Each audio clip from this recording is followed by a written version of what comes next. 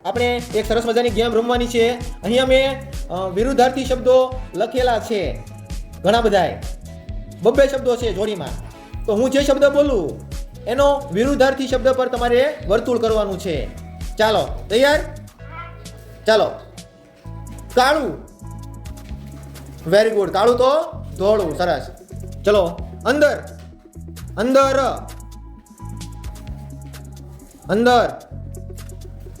Very good. અંદર તો બહાર. ચાલો. સુખ. સુખ. Very good. 1 પોઈન્ટ મળે છે કાવ્યાબેનને. ચલો. દિવસ. દિવસ. Very good. 1 પોઈન્ટ મળે છે આરાધનાબેનને. ચલો. ધોળું. ધોળું. Very good. આરાધનાબેનને 4થો પોઈન્ટ મળે છે.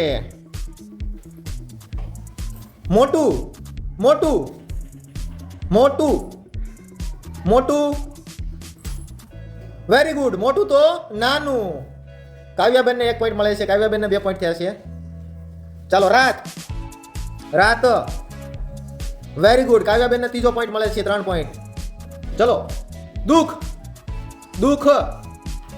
દુઃખ. Very good. દુઃખ તો સુખ.